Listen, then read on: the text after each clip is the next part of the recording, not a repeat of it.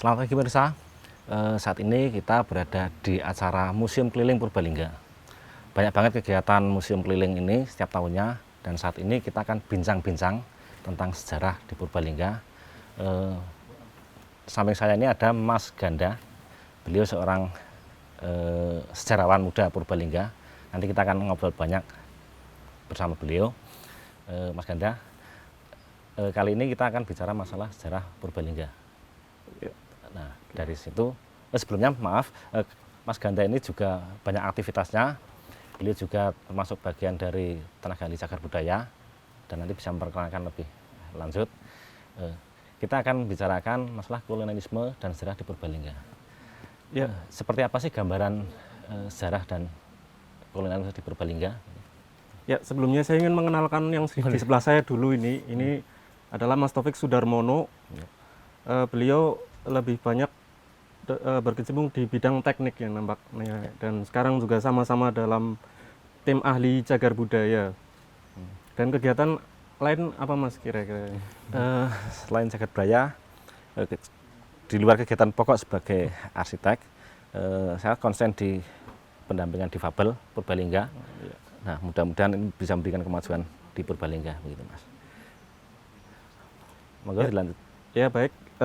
Seperti pertanyaan dari Mas Taufik tadi ya, kita memang di tim ahli cagar budaya mau nggak mau pasti lebih banyak bersentuhan dengan sejarah ya, dan kita menemukan peninggalan-peninggalannya, dan sebelumnya kita juga ingin lebih tahu apa sih peninggalan-peninggalan yang ada di Purbalingga dan pembabakan zamannya. Jadi Kabupaten Purbalingga itu termasuk kabupaten yang cukup lengkap dalam peninggalan sejarahnya dalam periodisasi sejarah. Mulai dari zaman prasejarah sendiri, itu ada peninggalan yang cukup fenomenal, ada kapak perimbas, beliung bersegi, dan itu nampaknya baru satu-satunya penemuan di Purbalingga yang sampai dari pemerintah pusat itu mendapatkan perhatian lebih gitu ya. Itu di sisi prasejarahnya itu, Mas. Kemudian masih dalam prasejarah juga bahwa Purbalingga juga punya peninggalan dari masa megalitikum. Itu ditemukan berbagai menhir. Kemudian periodisasi sejarah berikutnya itu Indonesia klasik ya, atau yang kalau dalam pelajaran SMA itu kita mengenal sebagai zaman Hindu-Buddha. Purbalingga pun juga banyak ditemukan seperti Yoni, Lingga, kemudian Arca, Ganesha. Dan ya memang unik Purbalingga dari segi toponiminya itu mengandung kata lingga, karena memang ternyata faktanya banyak sekali, ya banyak lah ditemukan lingga-lingga di Purbalingga, terutama di Lingga Yoni, Kedung Benda, kemudian ada di Pandansari, dan juga dulu sempat ditemukan juga di Karangmoncol Rajawana kalau nggak salah. Gerantung dulu ada juga. Itu periode Hindu-Buddha. Berlanjut ke periode Islam. Di Purbalingga juga memiliki semacam tempat ibadah. Ya, dari zaman tersebut, seperti misalnya Said Kuning Onje itu juga dalam periode pembabakan sejarah Islam, masuknya Islam ke Purbalingga. Kemudian juga yang ada di mana itu, Pekiringan, Masjid Wali Perkasa, yang sampai sekarang masih ada strukturnya yang utuh. Hanya masjidnya saja yang sudah rumbak, tapi struktur tiang-tiang yang kuno itu masih utuh dan bisa dicek di sana. Setelah periodisasi Islam, ya kita lanjut ke era kolonial. Sebenarnya era kolonial pun juga kita masih membagi era kolonial awal yang kita sering menyebutnya sebagai company, VOC. VOC nampaknya di Purbalingga belum ada malah kayaknya. Akan tetapi di sekitar abad 19-20 itu mulai ada peninggalan-peninggalan dari era tersebut. Seperti yang yang tertua yang pernah kita kaji itu ada Kerkop. Jadi di sana Kerkop itu yang paling tua itu berasal dari tahun 1861 gitu. Itu ya, Mas. Kemudian berlanjut di dalamnya masih ada berbagai peninggalan bangunan-bangunan kolonial, bahkan struktur perkeretaapian, sekolah-sekolah dan sebagainya. Ternyata Mas. banyak ya Mas ya. Iya, Materinya luas banget Iya. bicara masalah sejarah Purbalingga Iya ya. betul. Purbalingga punya periodisasi yang lengkap dalam hal peninggalan sejarah. Berarti ngobrol tentang sejarah Purbalingga ya tidak selesai dalam satu hari nih. Iya. Coba kita batasi mungkin di era kolonial aja Pak ya. Iya betul. Nanti yang Boleh. di prasejarah nanti di kesempatan yang lain. Hmm. Oh ya, ini ada semacam lintingan apa ya? Iya. Arisan mungkin bisa diambil Mas. Oh iya. Mungkin di sini Boleh. Q&A, Q&A. tanya jawab. Coba dibacakan. Dampak positif penerapan politik etis di Purbalingga. Nah, kesempatan bagus kita bicara narasumber sejarah kan. Coba Mas Ganda coba disampaikan. Ya, politik etis politik sederhananya itu adalah politik balas budi dari pemerintah seusai mereka itu melakukan eksploitasi besar-besaran dalam kultur stelsel atau tanam paksa. Ya. Jadi Ratu Wilhelmina waktu itu mengambil kebijakan politik balas budi. Politik balas budinya itu terkenal Trias Deventer. Apa itu Mas? Kalau barangkali Mas Taufik. Pelajaran SMA itu sih. Ya, politik Deventer adalah edukasi, irigasi, dan emigrasi. Edukasi pendidikan, irigasi pengairan, dan emigrasi adalah perpindahan penduduk ya. Mulai dari emigrasi dulu. Emigrasi itu perpindahan ya. Jadi kalau zaman sekarang itu transmigrasi, di daerah padat penduduk dipindahkan ke daerah yang masih jarang penduduk. Tapi waktu itu kadang agak disalahgunakan oleh pemerintah Belanda bahwa yang namanya emigrasi itu untuk mengambil para tenaga-tenaga petani yang ada di Jawa yang populasinya udah padat, itu dibawa ke Sumatera karena di Sumatera itu ada kapitalisasi besar-besaran membuat perkebunan yang menanam misalnya kopi, teh, tebu dan sebagainya, yang itu merupakan komoditas penting di dunia itu. Jadi mereka itu melakukan emigrasi itu kadang tujuannya itu agar keinginan para pengusaha yang ada di Sumatera sana itu yang kekurangan tenaga itu jadi terpenuhi, sehingga ya itulah yang namanya era liberalisasi ya. Liberalisasi. Berarti kalau balas budinya di mana itu ya? Ya, seakan-akan kita disuruh pindah ke tempat yang lebih baik, tapi pada akhirnya mereka mengambil sisi keuntungan dari tenaga kerja itu ya? Iya betul. Jadi sisi positifnya itu mereka mendapatkan pekerjaan lah. Hampir situasinya hampir sama seperti sekarang ini. Ketika di sini kesusahan cari kerja, pemerintah tentu membantu memberi pekerjaan di tempat lain. Selain itu juga memberi dampak pemerataan penduduk. Jadi di sana itu banyak, kadang seperti di Lampung atau di Delhi kan kita sering kadang ada keturunan-keturunan dari Jawa. Oh iya. Termasuk yang lebih ekstrim lagi itu mereka di imigrasi ke luar negeri. Iya, luar negeri, Suriname. Oh iya. Ya sama, mereka juga di sana dipekerjakan demi tuntutan ekonomi para kapitalis. Politik etis itu namanya ya, tapi pada emigrasi. akhirnya mereka mengambil keuntungan juga ya, namanya kolonialisme ya, seperti itu. Ya, kemudian emigrasi, kemudian edukasi. Nah, edukasi ini yang cukup penting. Edukasi itu bagaimana pemerintah Hindia Belanda itu membuat institusi-institusi pendidikan. Paling sederhana di Hindia Belanda atau di Indonesia itu saat itu ada sekolah Ongko Loro, sekolah Ongko Siji, sekolah Ongko Loro itu ya untuk agar mereka itu tujuan utamanya itu agar pemerintah memberantas buta aksara. Itu jane intinya itu. Tulis menulis dan sebagainya. Kemudian berkembang lagi muncul Holland Inland School. Holland Inland School itu sekolah yang sudah sekolah untuk orang-orang pribumi tapi udah menggunakan kurikulum dan bahasa Jawa. Kurikulum bahasa Belanda, maaf.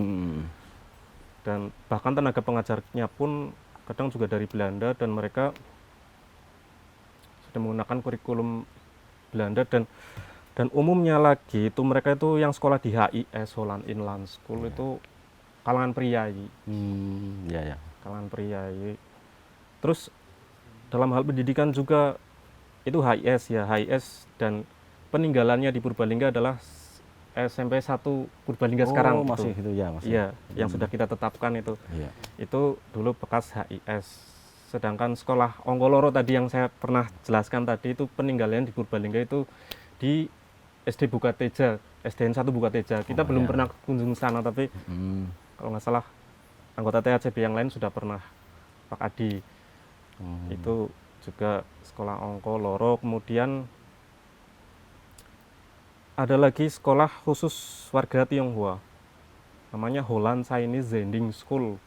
Holland itu artinya ya berbahasa Belanda, Chinese untuk orang-orang Cina, Zending itu kristenisasi. Jadi di situ pasti corak pendidikannya adalah Kristen. Dan peninggalan HC Holland Chinese Zending School di Purbalingga yang ada sekarang adalah SD Bina Harapan, SD Kristen Bina Harapan, yaitu di belakang Gereja Kristen Indonesia. Itu gedungnya masih ada dan masih terawat dengan baik. Itu peninggalannya. Kemudian peninggalan politik etis selanjutnya yang ada di Purbalingga, Europes Lager School. Itu sekolah ya sekelas SD tapi untuk anak-anak Eropa yang sekarang gedungnya masih ada dan dipakai sebagai SMP Boromeus. Oh iya ya. Itu. Berarti dapat disimpulkan politik etis sudah diberlakukan di Purbalingga, betul ya Mas? Ya jelas. Oke, tentu.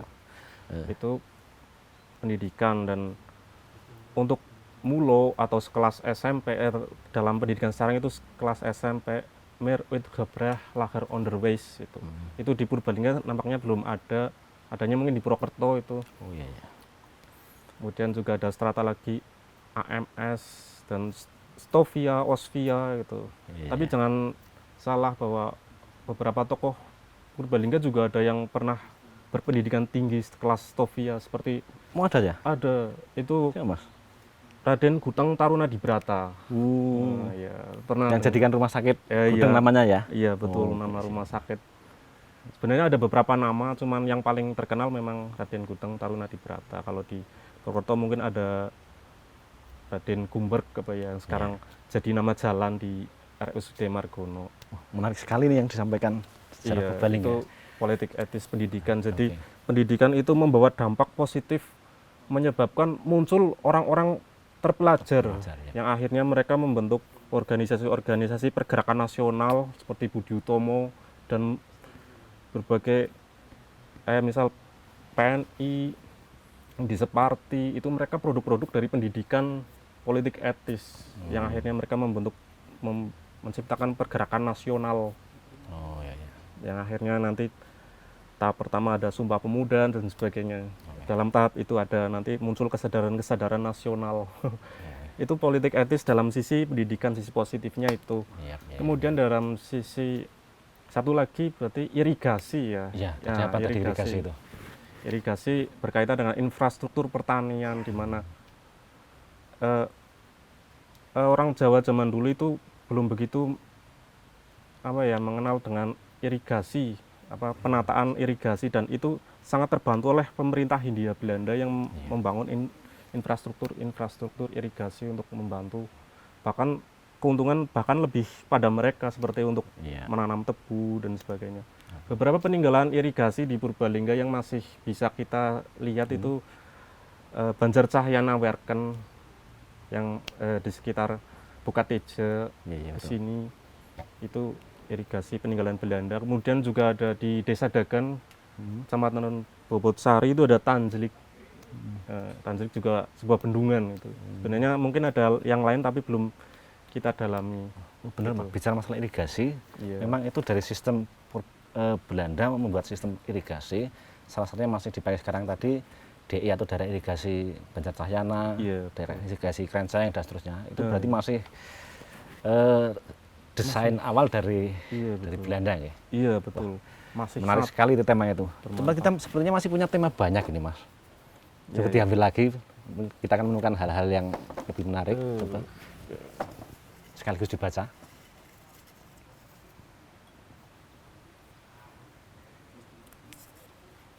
Nah, ini sepertinya pertanyaan untuk Mas Taufik Waduh, selaku apa ini? ahli dalam sisi arsitektur. Peninggalan kolonial selain arsitektur yang diadopsi atau diadaptasi dalam kehidupan kita saat ini. Berarti selain arsitektur, Ting. Selain arsitektur, berarti bukan bidang saya ya. Enggak apa. Kalau kita lihat adopsi Belanda di Indonesia itu yang paling kentara itu produk-produk hukum. Oh iya, Eh, KUHP. KUHP perdana dan perdata itu masih menggunakan masih dominan dari Belanda, Iya, betul. termasuk istilah-istilahnya Hmm. itu produk hukum yang paling masih kental dengan itu. Selebihnya KUHP itu pengembangan yang disesuaikan dengan di Indonesia, tapi secara mayor itu ngambil dari sana. Apalagi yang hampir mirip itu undang-undang agraria, itu sistem-sistemnya menggunakan Belanda. Kemudian kalau di keseharian kita masih banyak loh itu sebenarnya istilah-istilah Oh iya. Kosakata mungkin kosakata. kata-kata serapan ya. Kata dari bahasa serapan. Belanda. Seperti brongpit atau pit, kemudian spor, Spor. kemudian apa lagi tuh? Kulkas. Kulkas, handuk itu juga Oh, serapan iya. dari Belanda ternyata Oh itu. iya, betul. Baskom. Baskom. Dan yang hal satu lagi yang masih kita adopsi sekarang dari Belanda adalah kuliner ya. Benar, betul. Kuliner itu Seperti- ada peninggalan Belanda yang masih kita makan seperti lapis legit. Itu juga peninggalan Belanda. Risoles, ya betul. Risoles, Eh, nastar, Pergedel itu juga ya, frikadel. banyak juga ternyata ya itu Iya. bagian dari itu. Kalau di bangunan lebih itu karena Belanda kan membangun infrastruktur seperti boplang, kemudian begisting Ya, itu tukang juga taunya itu malah Termasuk- taunya bahasa Indonesia padahal Termasuk serapan. istilah Istilah. gratis juga. Gratis Iya. kan juga istilah dari Belanda. Ya, makanya di Malaysia itu nggak ada istilah gratis, namanya percuma. Ya. Percuma ya.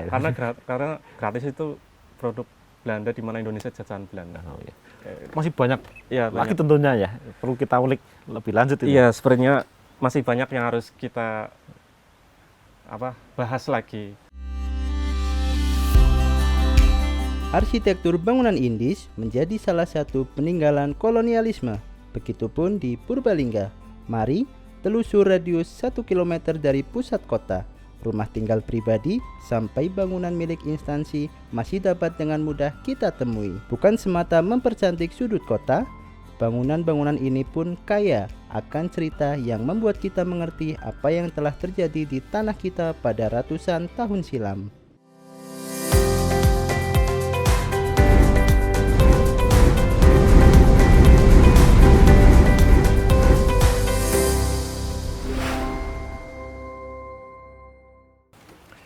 Ya, kita kembali lagi di kegiatan museum keliling. Kita masih kegiatan talk show ini. Enaknya kita mau membahas apa lagi nih seputar kolonial, kita ambil Boleh. Q&A-nya. Oke.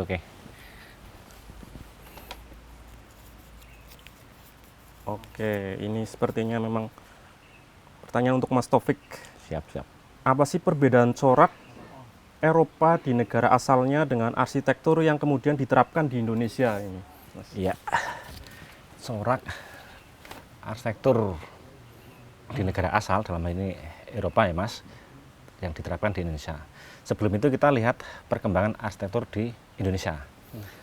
Kalau dibagi dalam 3 periode itu ada 3 Mas. Itu masuk dalam Indies Empire yang pertama, kemudian masa transisi, kemudian masa kolonial modern. Di Indies Empire ini di awal kedatangan itu di abad 18 sampai 19. Kalau kita bisa lihat itu di peninggalan di Kota Lama Semarang, kemudian di Kota Lama Batavia. Itu jadi di sana itu bangunan di Eropa itu dibangun di Indonesia. Jadi segala bentuk, ukuran dan lain-lain itu sama persis. Ya. Kita bisa lihat di Batavia atau di Kota Lama itu kan bangunannya ornamennya detail, kemudian skala besar begitu, dan tanpa unsur-unsur lokal hampir tidak ada. Nah kemudian di sekitar tahun 1890-an sampai 45 kita batasi sampai kemerdekaan itu masa transisi, di mana bangunan yang ada gaya Eropa, kemudian beberapa unsur dari lokal. Kalau di Indonesia berarti di Jawa ya bangunan Jawa. Bisa kita lihat itu atapnya nanti limasan, kemudian ada tritisan, kemudian ornamennya masih saling gabung. Ada ornamen Eropa, ada ornamen Jawa. Itu murni istilahnya tempelan begitu. Nah setelah itu ada masa kolonial modern. Nah itu penyesuaiannya sudah sangat adaptif dengan kondisi di Indonesia. Misalnya adaptasi terhadap iklim. Nah di Indonesia curah hujan tinggi, maka atapnya limasan atau bisa dipengembangnya dengan semacam joglo begitu. Kemudian bahan-bahannya juga sudah di masa kolonial modern ini, seiring kemajuan zaman sudah menggunakan material besi, kemudian cor beton, ada dak begitu. Kemudian masing-masing tempat itu disesuaikan dengan lokal tersebut. Misalnya kalau kita bicara di Purbalingga ya, kota kita itu karena kegiatannya tidak begitu banyak, belum kompleks, tidak seperti di kota di Jakarta atau kemudian di Semarang itu, maka kemudian bangunannya skalanya kecil. Nah begitu. Masa transisi tempelan, kemudian masa modern. Nah modern ini sudah mengalami perkembangan yang dinamis. Tapi dari tiga masa ini selalu ada unsur yang menyamakan adalah satu skala.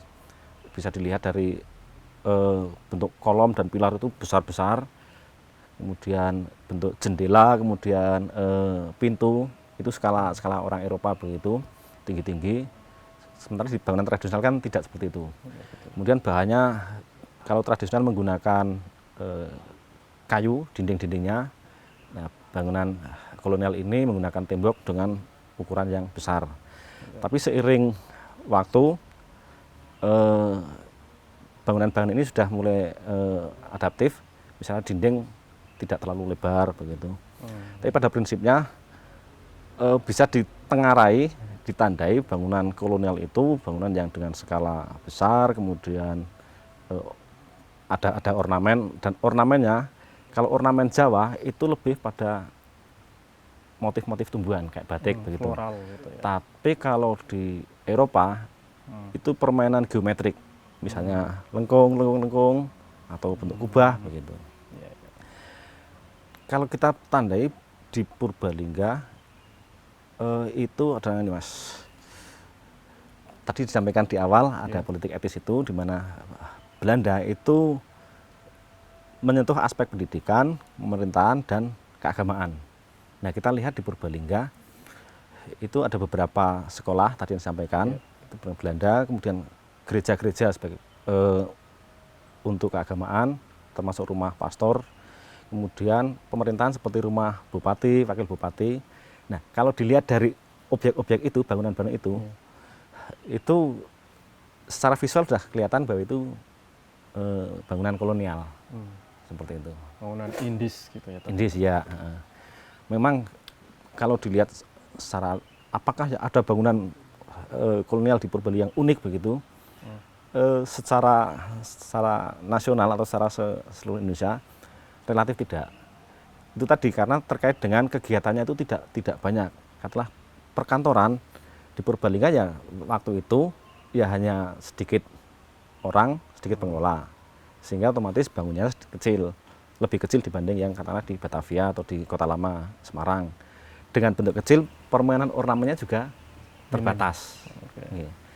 Tapi itu tidak menghilangkan bahwa itu orang menilai bahwa itu bangunan kolonial. Oh iya. Yang unik juga mengenai tulangan-tulangan itu, Mas. Kalau di bangunan sekarang kan pakai slope cor besi itu. Nah, kalau Belanda kok enggak itu gimana itu? Itu ceritanya karena sebenarnya sih di negara Eropa itu sudah menggunakan material besi, cor beton. Contoh besi sudah datang juga di Indonesia seperti rel kereta api. Tapi karena kebutuhan yang belum tercover, artinya suplai dari Eropa ke Indonesia itu butuh biaya dan lain-lain yang besar, sehingga konstruksi menggunakan beton bertulang, istilahnya bertulang itu pakai besi, itu jarang. Sehingga untuk mengantisipasi itu digunakan ukuran yang besar, lebar seperti itu. Dengan tebal mungkin manfaatnya apa saja? Ketebalan secara struktur semakin katakanlah dinding ya, semakin tebal dia bisa menahan beban di atasnya lebih kuat. Gitu. Kemudian secara iklim dia bisa menahan panas dan itu. Oke. Jadi seperti itu ya, dan saya juga dapat informasi juga bahwa bangunan-bangunan kolonial khususnya sekolah atau pokoknya yang dibangun oleh pemerintah atau waktu itu namanya BOW, Burgerlijk Openbouwwerken, atau dalam istilah sekarang ya DPU-nya, Dinas Pekerjaan Umum, seperti sekolah, kantor bupati, umumnya kadang masih memasukkan unsur tradisional di dalamnya, atap-atapnya, kemudian dindingnya seperti HIS atau sekolah Holland Inland School di SMP 1 sekarang juga masih banyak mengadopsi unsur-unsur lokal. Kemudian yang jelas rumah bupati juga masih ada pendoponya, kemudian juga memang fasadnya yang belakang itu memang Indies Empire style ya, tapi belakangnya itu tata ruangnya itu sepertinya mirip bangunan Jawa zaman dulu ya, kayak ada sentong kiwo, sentong tangan seperti itu. Biasanya ciri khas bangunan yang dibangun oleh DPU-nya saat itu masih banyak sekali memuat unsur-unsur lokal dibanding oleh arsitektur yang asli dari sana gitu ya, Mas. Beberapa filosofi kan masuk, misalnya kalau di bangunan Eropa itu cenderung flat datar begitu ya. Tapi karena sudah memasuki filosofi di Jawa di mana ada tadi pendopo, peringgitan begitu, maka bisa kita lihat di rumah dinas bupati itu pakai trap, kemudian untuk peringgitan turun sedikit, kemudian untuk dalam sentong kiwa sentong kiri agak naik. Itu artinya perpaduan itu tidak menghilangkan atau tempelan, tapi secara filosofis memang sudah digabung begitu. Ya, satu lagi arsitektur yang mungkin adanya hanya di Jawa ya. Kalau kita lihat itu beberapa rumah kuno kok kadang kamar mandi itu dipisah dari rumah utama itu. Dan bahkan ada pavilionnya itu. Nah, itu terkait dengan di Eropa pada masa Romans itu memang tata ruangnya seperti itu. Di sini untuk kegiatan pemerintahan seperti itu atau kegiatan utama. Kemudian untuk area servis itu tidak hanya kamar mandi tapi kamar mandi dan dapur memang dipisah. Dan hal itu yang diadopsi di Purbalingga atau di Indonesia dengan menempatkan area servis itu terpisah dan agak jauh. Kalau tradisional sih kita pasti di belakang saja ya. Tapi ketika dengan adaptasi dari luar itu mereka terpisah. Banyak banget kita melihat seperti di Purbalingga di rumah camat Pekerja itu kan area servis di belakang begitu ya. Iya, bisa kita jumpai bangunan yang seperti itu antara rumah utama dengan kamar mandi itu dipisah, itu rumah camat Bukateja ya, atau waktu itu namanya Wedana ya. Wedana. Kemudian juga rumah Gan juga seperti itu. Jadi kamar mandinya itu dipisah dari rumah area utama servis, ya, dan hanya dihubungkan oleh koridor terbuka gitu ya. Kemudian juga ada kue likeng juga itu. Ya. Jadi konon juga antara rumah utama dengan kamar mandi mengapa dipisah itu karena untuk menjaga kebersihan gitu. Jadi steril gitu rumah utama dengan kamar mandi, karena di kamar mandi sebelahnya juga ada rumah untuk penjaga kebun atau kadang pembantu juga. Nah, sebelahnya lagi disambungkan lagi dengan pavilion untuk kadang untuk menginap orang-orang tamu gitu. Tamu tapi yang bukan dari kalangan keluarga biasanya disediakan pavilion itu untuk tempat tidur. Nah, itu memang unik ya. Ada lagi perbedaan antara tradisional dengan pengaruh dari bangunan kolonial atau dari Belanda itu tata ruang, Mas. Kalau di Jawa itu bisa kita lihat sederhana, artinya di sini ada pendopo, kemudian peringgitan, kemudian dalam. Pengembangannya untuk ruang tamu, kemudian untuk ruang semi privat seperti ruang keluarga, kemudian yang belakang untuk servis. Tetapi begitu kolonial masuk, itu tata ruangnya sudah sesuai dengan peruntukan atau kegiatan yang ada di dalam satu bangunan itu. Di sini oh ini kantor administrasinya, di sini kepalanya, begitu sudah mulai ditata. Kita lanjut. Ya, oke. Siapa tahu ini Giliran dapat Mas Taufik. door prize sepeda motor.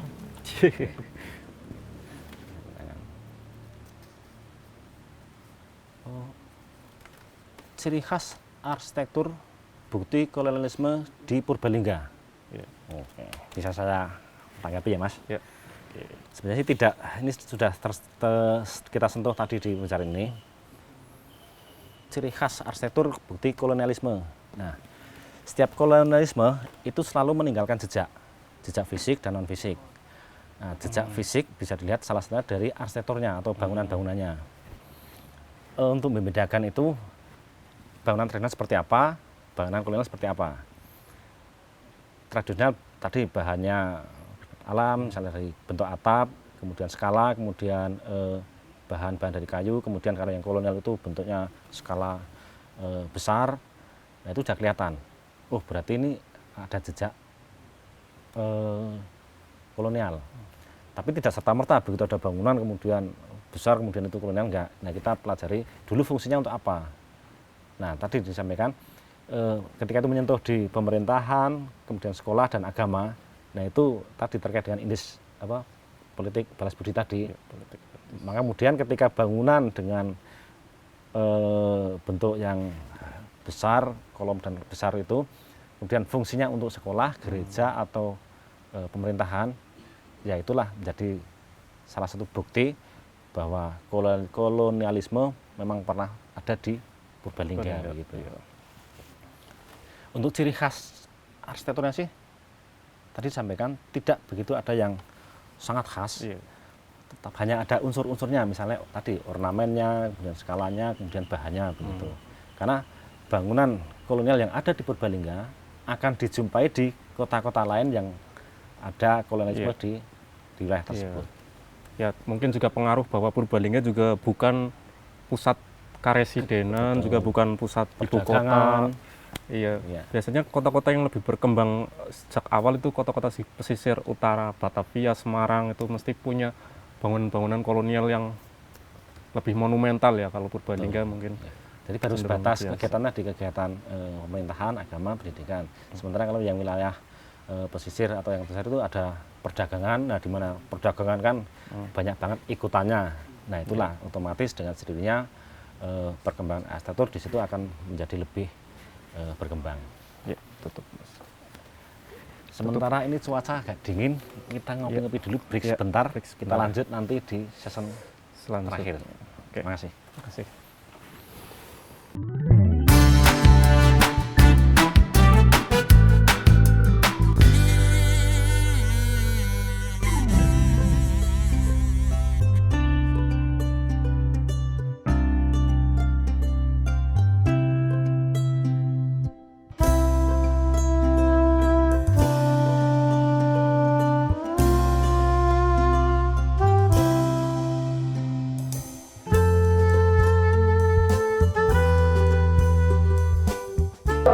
Bahasa kita tuh ya menarik, bisa buat contoh ya ke depannya, terus kayak apa ya banyak bisa mengenang para Mbak Wali yang lain.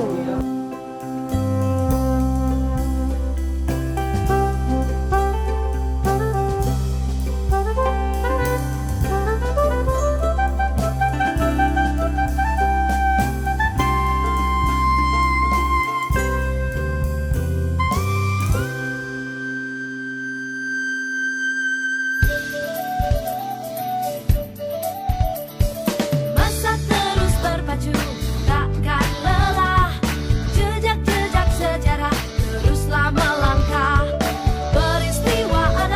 wawasan, yang jelas kan iya tambah pengetahuan kayak gitu. Apalagi kita jadi tahu jebule museum itu dekat dengan kita kayak gitu.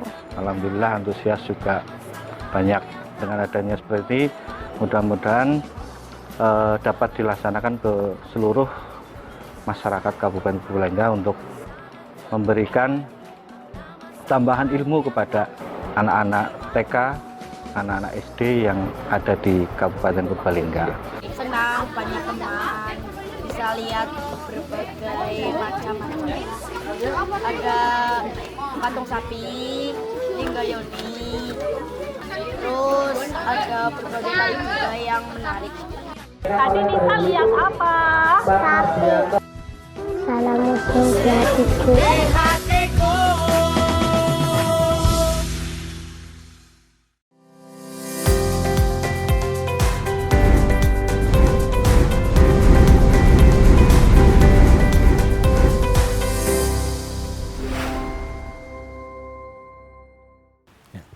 Kita lanjut lagi untuk season berikutnya. Kita buka lagi ya Mas. Ya. Sepertinya ini coba jenengan saya lihat. Ini kan ya, apa yang oke. JME.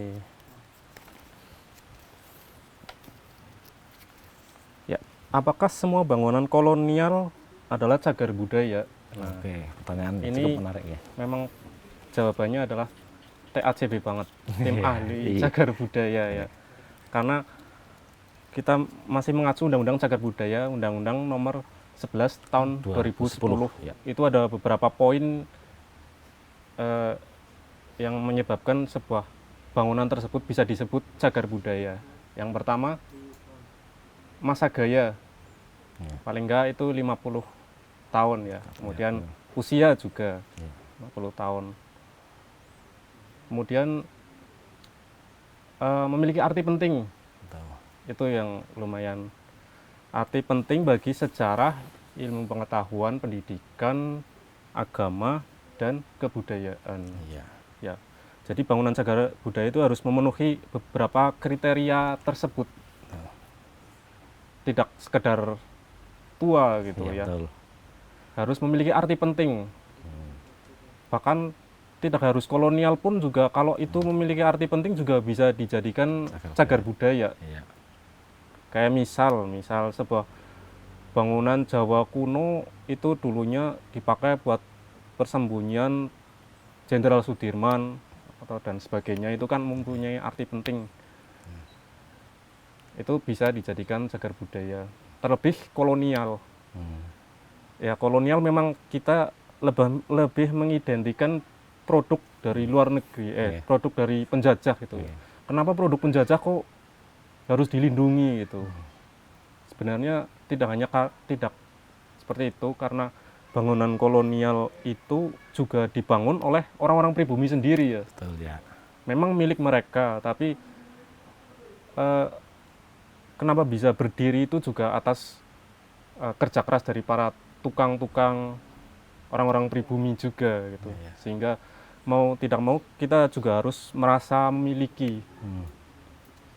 Gitu Mas, barangkali ada tambahan. Ini di masyarakat sering kadang kita berpendapat begitu bangunan kuno begitu, wah ini cagar budaya, ini cagar budaya. Coba kita lihat dari undang-undangnya, Undang-Undang Nomor 11 tahun 2010. Kriteria pertama, bangunan itu lebih dari 50 tahun. Artinya kalau kita berada sekarang di 2022, maka bangunan yang di bawah 1972 ke bawah itu bisa jadi bangunan cagar budaya. Yang kedua, mempunyai arti penting bagi pendidikan, kesejarahan atau nilai-nilai perjuangan bangsa, kemudian dari nilai penting agama, kemudian ilmu pengetahuan. Jadi ketika ada, ternyata bangunan ini lebih dari 50 tahun, kita lihat seberapa penting bangunan itu dulu berada. Apa dia sebagai hanya rumah tinggal, atau ternyata dulu digunakan untuk sekolah, untuk kegiatan ekonomi seperti pasar, begitu. Artinya menyangkut hajat hidup orang banyak dan mempengaruhi perkembangan kesejarahan wilayah tersebut. Nah, hal itu yang belum kadang belum dipahami oleh masyarakat luas. Bangunan sekuno apapun ketika tidak punya nilai-nilai tadi, ya tidak dianggap cagar budaya. Kemudian untuk jadi cagar budaya itu ditetapkan oleh tenaga ahli cagar budaya, bisa lewat SK Bupati, kemudian lebih tinggi berikutnya. Kemudian ini meski belum ditetapkan sebagai cagar budaya, Mas, ini ketika bangunan itu diduga cagar budaya, maka perlakuannya pun sama dengan bangunan yang sudah ditetapkan cagar budaya. Tidak boleh merusak atau merubah dan lain-lain. Itu yang harus dipahami masyarakat secara umum dan harus kita sosialisasikan, Mas. Ya, terkait dengan arti penting ya, sebagai contoh misal bangunan Landrat ya, apa namanya, pengadilan negeri sekarang Purbalingga itu kan arti pentingnya itu apa sih? Itu kan sebenarnya bangunan yang menyadarkan kita bahwa di Purbalingga untuk pertama kalinya diterapkan hukum formal, ya itu ada pengadilan ya itu kemudian rumah bupati itu sebagai sentral pemerintahan, dan kemudian juga ada kantor Bakuda ya, Rehensaprat itu DPRD lah zaman sekarang itu DPRD, kemudian sekolah-sekolah, gereja itu memiliki arti penting, terutama juga mengenai arsitektur ya. Itu orang sekarang juga perlu belajar dengan arsitektur terdahulu mengapa lebih kuat dan sebagainya. Ini yang berkembang di masyarakat, Mas. Banyak banget. Kenapa sih bangunan lama kolonial kok dipertahankan saja? Kenapa tidak diganti lebih ekonomis, misalnya dengan toko, pasar atau mall dan seterusnya? Bukankah kolonial hanya itu akan menguak luka lama perjuangan begitu? Nah, itu justru dengan cagar budaya itu akan diangkat. Ini loh jejak-jejak perjuangan kita, sehingga kita akan mengingat perjuangannya, mengingat betapa mereka penuh dengan perjuangan darah, air mata dan segalanya dikeluarkan. Nah itu justru kita akan membuka memori bahwa kemerdekaan yang kita isi saat ini itu melalui perjuangan yang luar biasa, dilihat dari jejak-jejak yang ada. Nah itu kita menjadi diharapkan spirit itu selalu ada dan selalu mengingat nilai arti sebuah perjuangan. Bukan sekedar kenapa tidak difungsikan, kenapa tidak diganti begitu. Karena ketika diganti, boleh dibilang nanti lama-lama kita akan kehilangan roh perjuangan para pahlawan kita begitu, Mas. Ya, begitu. Ada lagi mungkin masih ada sedikit waktu. Mudah-mudahan ini bisa terjawab. Atau sudah habis? Masih. Oh, masih. Nah, itu.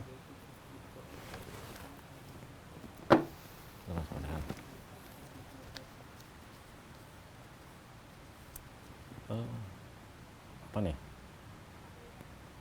Oh, ini contoh-contoh bangunan peninggalan kolonial di Purbalingga yang bisa disampaikan. Ya, bangunan-bangunan kolonial di Purbalingga memang lumayan banyak, terutama mulai dari rumah bupati, kemudian yang sekarang sebagai kantor Bakuda, dulunya adalah Rehensaprat, kemudian HIS, Holland Island School yang sekarang SMP 1 Purbalingga, kemudian juga Pendopo Ahmad Dahlan yang sekarang digunakan sebagai kantor PD Muhammadiyah Purbalingga. Ada lagi sekolah-sekolah seperti yang tadi yang saya jelaskan, ada sekolah SD Bina Harapan, SD Kristen Bina Harapan. Kemudian juga, tidak kalah pentingnya adalah Kodim 0702, itu adalah dulu bekas bangunan asisten residen. Asisten residen itu adalah jabatan kolonial yang cukup tinggi di sebuah kabupaten, itu hampir imbang dengan bupati. Gitu. Pengontrol pemerintahan pribumi juga. Kemudian juga sekolah lagi SD Boromius itu ya. SMP Boromius itu Europes Lehar School. Kemudian Kerkhof ya, situs makam ya, itu kuburan ya? Cenderung ke struktur sih. Kerkhof. Sebenarnya ada beberapa yang memang belum ditetapkan sebagai cagar budaya, akan tetapi sudah masuk sebagai diduga cagar budaya ya. Seperti misalnya rumah kue Likeng itu kan, itu tokoh Tionghoa yang lumayan terkemuka di Purbalingga. Kemudian juga saya pernah lihat rumahnya Sim Kijian, itu dia pendiri Davos yang Ya, permen terus. Davos. Yap. Ya. Itu ternyata rumahnya masih sangat terawat. Dan sekarang posisinya itu di belakang toko Garuda. Kita Iya. nggak kelihatan dari depan. Tapi di belakang itu rumahnya masih sangat terawat dengan baik. Kemudian apalagi Mas yang masih Masih Santo banyak. Ini termasuk Agustinus. kalau bangunan banyak ya. Termasuk nanti yang jembatan kereta Oh, api iya, itu masih struktur. ada ya, atau yang sudah hilang itu rumah sakit terenggiling. Nah, ini sangat terkait. Terus bagaimana dengan bangunan kolonial dan cagar budaya ini, bangunan cagar budaya khususnya ya. Bagaimana ketika kita menghuni, atau bagaimana boleh nggak kita merubah, boleh kita memindah dan lain-lain. Itu sebenarnya pemugaran, ada namanya pemugaran ya. Kalau dari Undang-Undang 11 tahun 10, itu ada namanya pemugaran. Pemugaran itu untuk mengembalikan kondisi semula. Nah, itu langkahnya ada beberapa. Satu, rekonstruksi, itu dibuat lebih kuat, mengganti bahannya. Misalnya ketika bangunan yang cagar budaya ini kayunya sudah lapuk, maka diganti dengan bahan baru. Kemudian ada konsolidasi. Konsolidasi itu ketika misalnya atapnya ini melengkung cenderung runtuh, biarpun bahannya masih kuat, tapi akan cenderung suatu waktu bisa rubuh, maka dilakukan perkuatan. Nah, itu konsolidasi. Kemudian ada rekonstruksi. Rekonstruksi itu rehabilitasi. Rehabilitasi itu pemeliharaan. Misalnya, ini catnya udah luntur, dicat ulang. Kemudian perbaikan-perbaikan kecil yang sifatnya pemeliharaan. Kemudian yang terakhir itu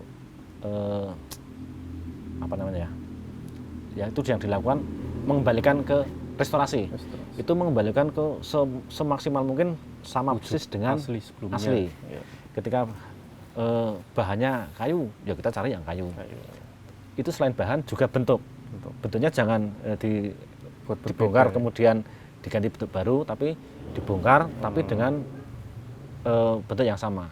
Maka untuk restorasi itu biasanya menggunakan tim teknis, di mana sebelum dibongkar itu sudah didokumentasi sangat-sangat terukur, sehingga nanti bisa dikembalikan ke semula.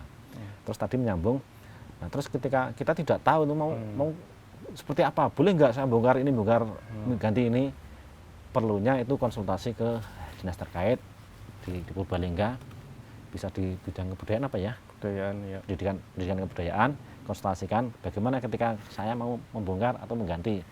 Nah, itu pasti ada SOP seperti itu. Ya. Kemudian ketika yang belum tahu ini cagar budaya atau enggak sih, pilihannya adalah sebelum konsultasi atau belum ada jawaban dari pihak terkait, pastikan perlakuannya sama dengan cagar budaya.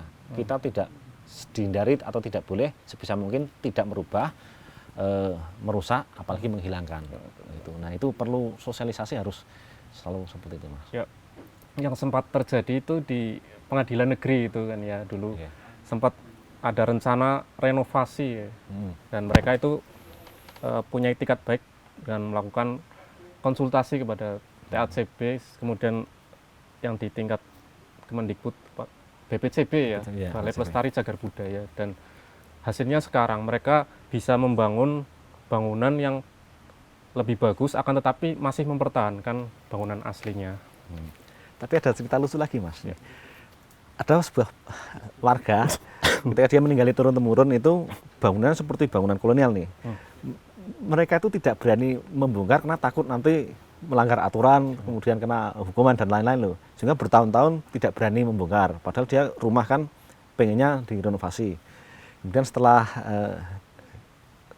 terhubung dengan pihak terkait, itu ternyata ini bentuknya sih memang seperti bangunan kolonial, temboknya tebal, jendelanya besar, seperti kolonial, tetapi tidak ada nilai tadi kesejarahan, tidak ada nilai-nilai pendidikan, ya hanya bangunan yang bentuknya seperti kolonial. Bahkan itu dibangun era-era tahun 70-an sekarang ini. Tapi karena mereka belum tahu, dia takutnya nanti melanggar aturan gitu loh. Jadi harus pentingnya tadi informasi dan sosialisasi gitu. Ya.